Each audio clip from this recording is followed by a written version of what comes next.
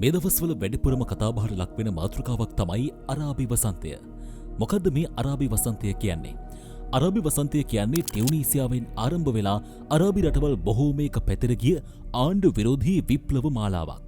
කලින් කියපු විදිහට මේ විප්ලවය ආරම්භෙන්නේ ටියුනීසියාවෙන්. දූෂිත සහ අධිකාරීවාදී පාලනයක් ක්‍රියාත්මක වුණු ටියුනීසියාවේ පළතුරු වෙලින්දකු විදිහට කටයුතු කරපු මොහොමඩ් බෞවසීසේගේ පළතුරු කරත්තය රාජසන්තක කරන්න පොලිසිය කටයුතු කරනවා. ඒ වගේම පොලිස් කාන්තාවක් ඇතුළු පිරිසක් ඔහුට පහර දෙනවා. මේ සිදුවුණු අසාධාරණය ගැන ඔහු නිලධාරීන්ව දැනුවත් කරන්න හැදුවත් ඔහුට ඒකට අවස්ථාවක් ලැබුණේ නැහැ.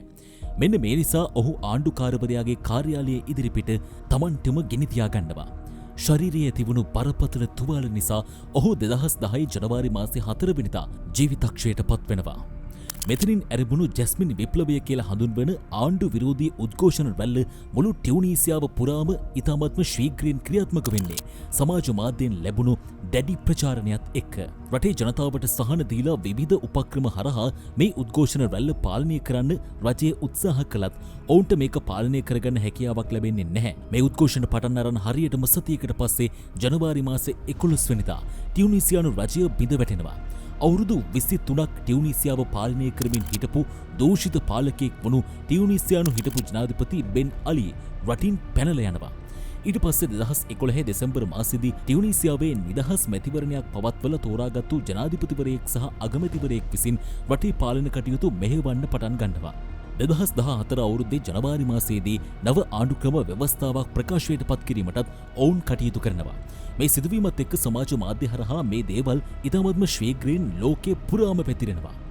මෙතනින් ඇරඹුණු ආණ්ඩු විරෝධී උද්ඝෝෂණ රැල්ල ඇල්ජීරියාව, ජෝර්දානය, ඕමානය, සිරියාව, යෙමනය, ඊජිප්තුව, ඉරාකය, ලිබියාව ඇතුළු රටවල් බොහෝමයක් පුරා ඉතාමත්ම ශීඝ්‍රයෙන් පැතිරෙනවා.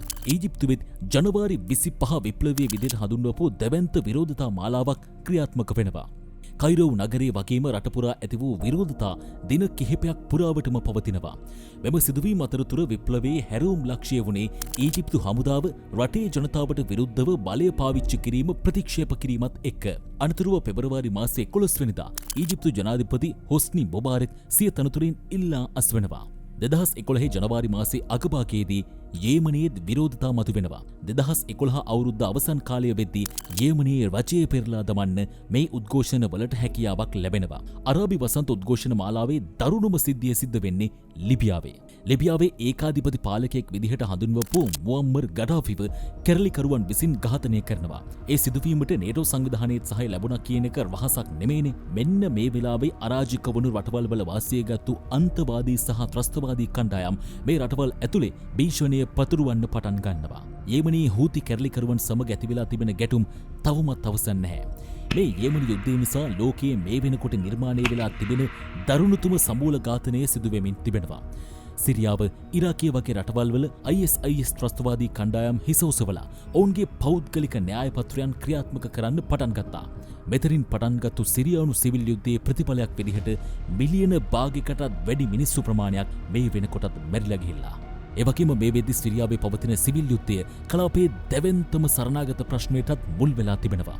අරාබි වසන්තයෙන් මේ රටවල් වලට ගොඩක් දේවල් ලැබුණා කිව්වට ඇත්තටම මේ රටවල් අරාබි වසන්තය එන්න කලින් තිබුණු තත්වයටත් වඩා දැන් අන්ත වෙලා තියෙන්නේ.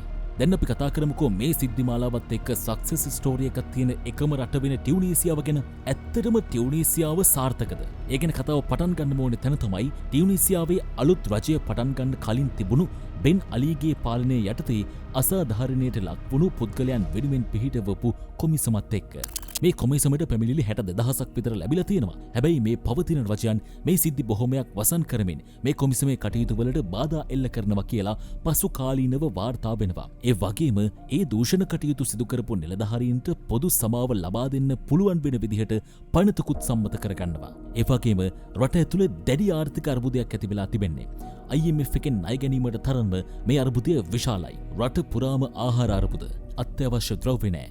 හැම තැනම උද්ඝෝෂණ. දැන් පොඩ්ඩක් කල්පනා කරලා බලන්නකෝ. ඇත්තටම මේ විප්ලවය කරපු ටියුනීසියාවවත් ඇත්තටම සාර්ථක වෙලා නැහැ. ඒකට හේතුව මොකක්ද කියන එක හරියටම කියන්න බෑ. හැබැයි එක දෙයක් කියන්න පුළුවන්.